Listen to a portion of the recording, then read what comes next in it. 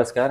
आपलं स्वागत आहे आयकॉन स्टील प्रस्तुत बिल्ड आयकॉन या उपक्रमामध्ये. आज आम्ही आलो बुलढाण्यामध्ये आणि माझ्यासोबत आहेत मास्टर इंजिनियर असं म्हणलं पाहिजे, रणजित पडोळ. त्यांची एक अनेक ओळखी आहेत खरं तर, कारण अनेक इंजिनियर असतात जे आपापल्या फील्डमध्ये तर अतिशय उत्तमरित्या काम करतात. रेसिडेन्शियल कमर्शियलमध्ये त्याप्रमाणे तेही करतात. त्याच्यानंतर त्यांनी मास्टर्स केलंय, वास्तूमध्ये स्पेशलायझेशन केलंय. या सगळ्याबरोबर त्यांचे अनेक रिसर्च पेपर आज भारताच्या बाहेर पब्लिश झालेले आहेत. कन्स्ट्रक्शन मॅनेजमेंट मध्ये ही त्यांची स्पेशालिटी आहे. शिवाय त्यांच्याशी आता गप्पा मारताना कळलं त्याप्रमाणे, ज्याप्रमाणे इंजिनियर्स डे असतो आपण दरवर्षी सेलिब्रेट करतो, त्याप्रमाणे दरवर्षी इंजिनियर्स डेला ते आपल्याकडे असलेल्या लेबर्सचा विशेष सत्कार करतात आणि त्यांचा गौरव करतात. कारण त्यांच्या पाठबळावरच खरं तर एवढं कन्स्ट्रक्शन उभं राहतं. आणि लेबर सायकोलॉजीवर पण त्यांचा अभ्यास आहे. अशा वेगवेगळ्या पैलूंवर आज आपण त्यांच्याशी बोलणार आहोत. सगळ्यात आधी मला विचारायचं वाटेल, या गप्पांची सुरुवात करूया आपण, ते म्हणजे तुमच्या करिक्युलम पासून, एज्युकेशनल क्वालिफिकेशन पासून. तर साधारणपणे आपलं शाळा कॉलेज कुठलं होतं, त्याच्यानंतर तुम्ही ग्रॅज्युएशन, मास्टर्स, अजून कुठले कुठले कोर्स केले त्याबद्दल सगळं सांगा.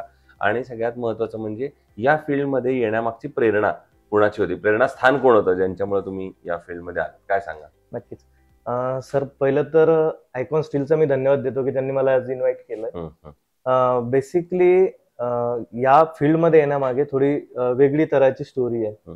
एक बेसिकली पहिल्यापासूनच जो माझा एज्युकेशनल फ्लो होता हा एक हॉस्टेलाइड म्हणून होता. मी मिलिटरी स्कूलचा पास आउट आहे, त्याच्यामुळे अंगामध्ये शिस्त होती आणि तेव्हापासूनच एक करिअर फायनलाइज झालेलं होतं की आपण या फील्डमध्ये येतोय, पण करिअर पहिले आपले फायनल नसतात. तर माझं 8 मध्येच फायनल होतं की आपल्याला आर्किटेक्चर हे फील्ड करायचंय.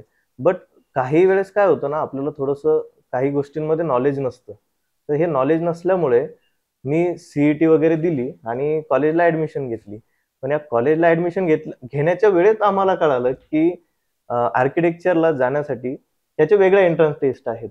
त्याच्यामुळे सीईटी बेसिसवरती मला बीटेक ऑटोनॉमस भेटलं आणि या बीटेक ऑटोनॉमस मध्येच काय झालं की तिथनं माझ्या करिअरची एक पैलू पडत गेले. आणि बेसिकली सिव्हिल करायचं हे तर माझं पहिल्यापासून फायनलाइज होतं.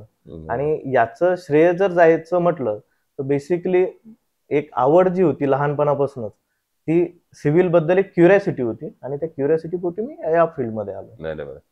हा झाली सगळी शैक्षणिक पार्श्वभूमी. पण मग आता येणारे त्या महत्वाच्या टप्प्यांकडे, किंवा आपण स्ट्रगल ज्याला म्हणू, प्रत्येक सिव्हिल इंजिनियरच्या आयुष्यात जो असतो तो म्हणजे पहिली साईट मिळेपर्यंतचा स्ट्रगल. तर तो कसा स्ट्रगल होता, तो प्रवास कसा होता तुमचा एकंदर? एकंदर सुरुवातीचा प्रवास सांगायचा झाला सर, तर बेसिकली मी बुलढाण्यामध्ये ऍज अ इंजिनियर न येता, तुम्हाला आश्चर्य होईल की मी एक ट्विटर म्हणून आलो होतो इथे. बरं. मी ऍक्च्युली 350 इंजिनियर्सला इथे ट्रेन केलेलं आहे आजपर्यंत, जे की माझ्याकडे इंटर्नशिप करायचे. आणि मी एक फर्म होते त्यांच्यासोबत काम करत असताना आम्ही इथे एक नवीन ट्रेंड सेट करण्याचा प्रयत्न केला होता बुलढाण्यामध्ये, की आम्ही जे आपण फील्ड नॉलेज म्हणतो किंवा सॉफ्टवेअर्स असतात इंजिनियरचे, ते सॉफ्टवेअर देण्यासाठी आम्ही इथे काम करत गेलो. आणि हे सॉफ्टवेअर देत असतानाच मग ते हळूहळू प्रोजेक्ट स्टुडंटकडनं मला येत गेले आणि त्यामध्ये वर्किंग करत गेलो. आणि केव्हा या फील्डमध्ये आलो हे कळालंय नाही. बरोबर. पण मग पहिली साईट कशी होती, पहिली साईट कुणाची घेतलेली, काय? सर, बेसिकली सांगायचं झालं ना, तर आमच्या सिनियर्सने नेहमी सांगितलं होतं की तुझी एक 2x2 ची साईट असेल तर तू ती घ्यायला पाहिजे. त्याचप्रमाणे माझ्यामध्ये घडलं आणि मला एक संडास बाथरूमची साईट करायला भेटली. हो, बरं. आणि ती मी केली. वा वा वा. आणि तिथून आज सुरुवात केली आणि आज सुरुवात केली. हाय एंड कमर्शियल प्रोजेक्टवर तुम्ही काम करताय. क्या बात आहे. सो आता काही टेक्निकल प्रश्नांकडे येऊया. त्यातला पहिला प्रश्न अर्थात तुमच्या फील्डशीच रिलेटेड आहे. आता आपण ज्या मगाशी लेबर सायकोलॉजी बद्दल किंवा लेबर फेलिसिटेशन बद्दल या सगळ्याबद्दल बोललो, तर पण या सगळ्या फील्डमध्ये लेबर हा कायम सेंटर पॉइंटला राहिलेला आहे आणि लेबर ओरिएंटेड इंडस्ट्री आहे. आणि सगळ्यात महत्वाचं म्हणजे यामध्ये अनस्किल्ड लेबरचं पर्सेंटेज फार मोठं आहे. तर अशा अकुशल कामगारांकडून काम करून घेणं हे कितपत धोकादायक आहे असं तुम्हाला वाटतं, आणि तुम्ही कशी ती परिस्थिती हाताळता? बेसिकली सर, आपण ज्यावेळेस या लेबर सायकोलॉजी वरती वर्किंग करतो, तर लेबर सायकोलॉजी ही आपल्याला एक तराजू काट्यासारखी बघावं लागते. कारण जोपर्यंत तुमचा सेंटर हा लेबर असणार आहे तोपर्यंत तुम्ही त्या फील्डमध्ये काही वर्किंग करू शकणार नाही. तुम्हाला दोन्ही पारडे हे बॅलन्स ठेवावं लागणार आहेत आणि त्या पारडे बॅलन्स ठेवण्यासाठी त्या लेबरला अवेअर करणं गरजेचं आहे. आणि बेसिकली बघत असताना हा जो लेबर आहे हा सेंटर पॉइंट असून याच्याशिवाय आपलं काम होऊ शकत नाही. तर याला पहिलं लिटरेट करणे, त्याच्या फॅमिलीची त्याला जबाबदारी किती आहे याचा अवेअरनेस देणे म्हणजेच तुम्ही अवेअर करणं, हाच एक सिंपल त्याला फंडा आहे. नाही, बरोबर आहे. दुसरं, तुम्ही यंग रिसर्चर अवॉर्ड न सुद्धा सन्मानित आहात 2021 मध्ये. म्हणून तुम्हाला विचारतो की टेक्नॉलॉजीचा आता खूप मोठा वाटा या सगळ्या फील्डमध्ये आहे, तर तुम्ही या तंत्रज्ञानाचा वापर सध्या डे टू डे लाईफ मध्ये कसा करून घेता, म्हणजे या फील्डशी रिलेटेड, तर त्याबद्दल काय सांगाल? बेसिकली सर, टेक्नॉलॉजी शिवाय आता तर काहीच नाहीये. आता तर आपण टेक्नॉलॉजी म्हटल्यापेक्षा AI म्हणायला काही हरकत नाहीये. हो. म्हणजे technology is equal to AI हाच हा. समीकरण आता आपल्याला बघायला भेटते. पण आपण जर बघायला गेलो तर टेक्नॉलॉजी म्हणजे तुमच्या प्लॅनिंग, डिझायनिंग, तुमचं एक्झिक्युशन, तुमचं मॉडेलिंग, सगळ्या गोष्टींमध्ये टेक्नॉलॉजी आहे. आणि माझा बेसिकली आता अपकमिंग कमर्स आपले जे मुलं असतील किंवा इंजिनियर्स असतील यांनाही सल्ला असेल की आपण जेवढं हाय एंड टेक्नॉलॉजी वापरू, कुठेही असेल, मटेरियल मध्ये असेल, मॅन्युफॅक्चरिंग मध्ये असेल किंवा इव्हन कोणत्याही फील्डमध्ये असेल, आपल्याला टेक्नॉलॉजी ही आवश्यक आहे. बरोबर आहे. दुसरं, रेसिडेन्शियल मध्ये तुम्ही काम केलं असेल इनिशियल फेजला किंवा आताही करताय काही याच्यामध्ये, तर बऱ्याचदा त्या कस्टमरचं असं म्हणणं असतं की आमचं बजेट थोडं कमी आहे, इतक्याच बजेटमध्ये थोडी आम्हाला साईट बसवून द्या. तर अशा वेळेला क्वालिटी आणि बजेट या दोन्हीचा समतोल मग कसा साधायचा एखाद्या इंजिनियरला? सर, हा एक अत्यंत एक निश किंवा आपण ज्याला म्हणू एक क्रुशियल क्वेश्चन तुम्ही मला विचारलाय आणि त्याच्याबद्दलही आपले धन्यवाद की आपण हा क्वेश्चन मला केलाय. बरोबर. बेसिकली या प्रश्नाचं उत्तर हे आहे की क्वालिटी कॉम्प्रोमाइज कुठे झाली तरी प्रोजेक्टला इफेक्ट होणार नाही, हा बेसिकली क्लायंटने समजून घेण्याचा एक भाग असतो.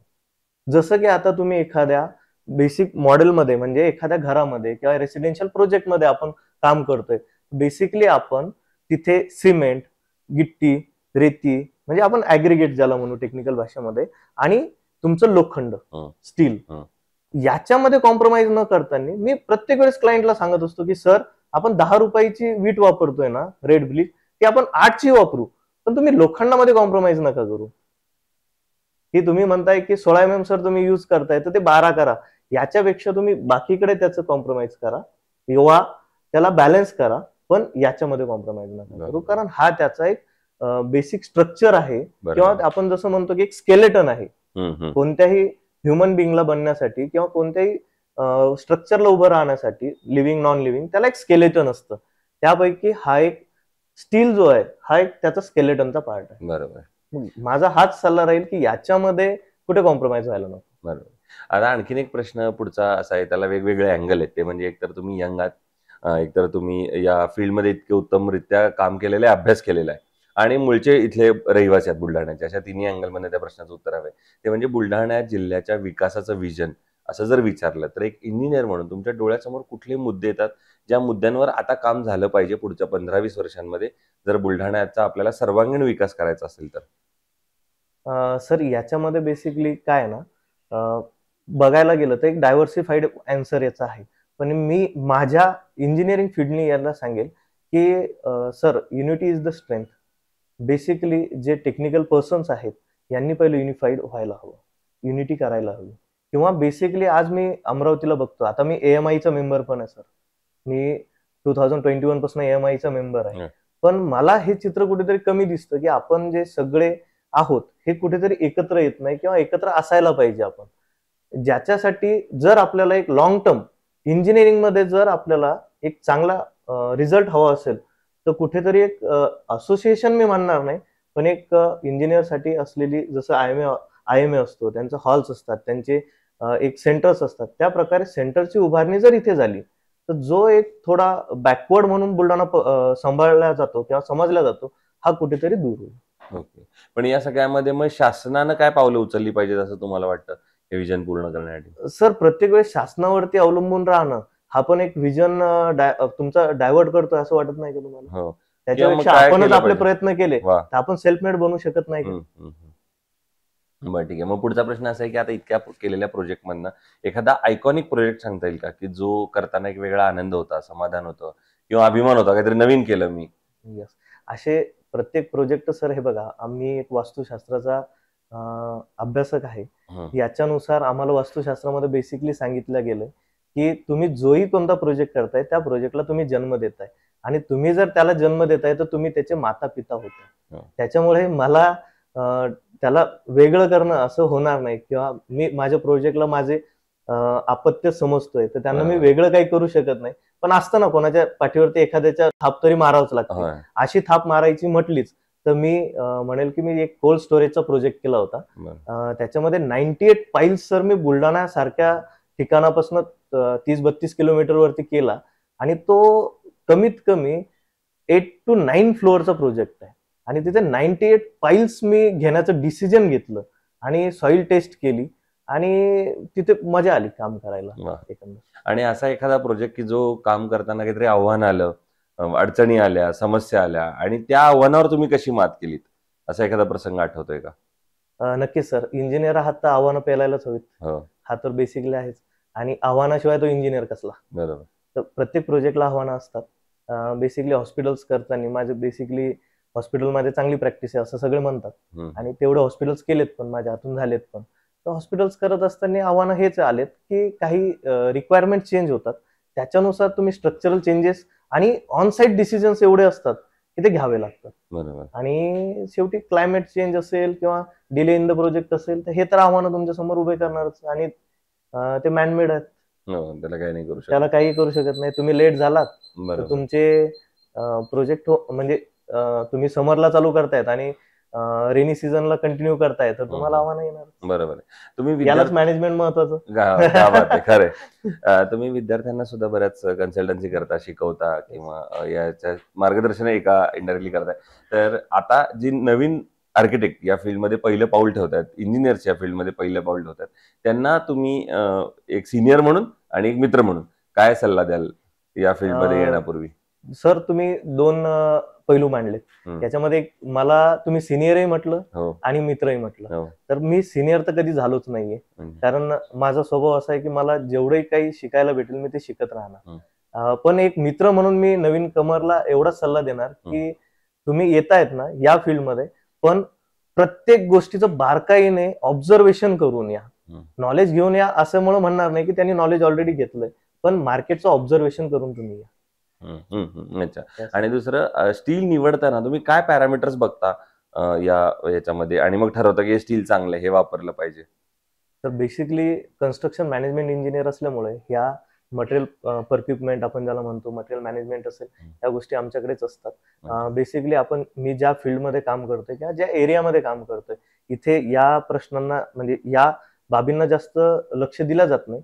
बट मोठ्या प्रोजेक्टमध्ये कन्स्ट्रक्शन मॅनेजमेंट इंजिनियर हाच त्याचा सगळ्यात मोठा पैलू असतो. हे आपणही जाणता की कन्स्ट्रक्शन मॅनेजमेंट इंजिनियर जो असेल त्याच्या ऑथॉरिटी शिवाय कोणतं मटेरियल परचेस करणं ह्या त्या फर्मला काय त्या कंपनीलाही पॉसिबल होत नाही.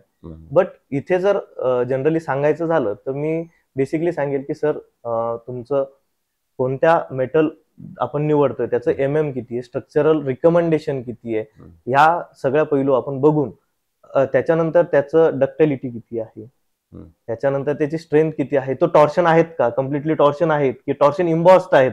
आता म्हणायला गेलं तर तुम्हाला माहिती आहे की टॉर्शन इम्बॉस पण येते. म्हणजे खऱ्यासोबत खोटंही असणार आहे. हे नाण्याच्या दोन बाजू आहेत. तर ह्या एक सजान नागरिकांनी त्याच्याकडे उघड्या डोळ्यांनी बघून ती चॉईस करावी. आणि आयकॉन स्टील तुम्ही कुठल्या प्रोजेक्टवर वापरलाय का? तुमचा अनुभव कसा होता? बेसिकली सगळ्या भरपूर प्रोजेक्ट वरती वापरले. एक सगळ्या साईट बघत असताना की बेसिकली त्याचा फायदा काय होतो की आयकॉन स्टील मध्ये जी स्ट्रेंथ आहे किंवा जी त्याची 550D आपण ज्याला बघतो आम्ही बेसिकली क्लायंटला सांगताना ISI मार्क 550D हे बेसिकली त्याला व्हिजिबल होईल अशा गोष्टी आम्हाला इम्फोसाइज करावं लागतं. कारण त्याला क्लायंटला आपण त्याची स्ट्रेंथ किंवा त्याची डक्टिलिटी किंवा त्याचं प्रोसिजर कोणत्या प्रोसिजरने TMX ने बनलाय TMT ने बनलाय हे सांगून फायदा नाही सर. त्याला जे व्हिजिबली कन्सिडर होईल त्या याने ते वापरतो आणि हे रिझल्ट येत आहेत चांगले आहेत साईटवरती. म्हणजे जे आयकॉन स्टीलचं बेसिकली मला जो रिझल्ट आला तो हा आहे की आपण ज्यावेळेस स्लॅबमध्ये तो युज करतो ना व्हायब्रेशन्स कमी येतात. Yes definitely. त्याच्यासाठी तर मी रिकमेंड करेल की icon steel is the best. वापरा. क्या बात आहे. सो हे होते मास्टर इंजिनियर रणजित पाडोळ आणि मी म्हटलं मगाशी तसं की त्यांचा अनुभव या क्षेत्रातला स्वतःची आवड आहे आणि सगळ्यांना एकत्र घेऊन पुढे जाण्याची ही एक वेगळी जिद्द आहे आणि बुलढाण्यासारख्या ठिकाणी ते काम करत आहेत. सो येणाऱ्या भविष्यात सुद्धा असेच उत्तम आयकॉनिक प्रोजेक्ट तुमच्या हातून घडावेत याच आयकॉन स्टील कडून मनपूर्वक शुभेच्छा. Thank you sir. थँक्यू.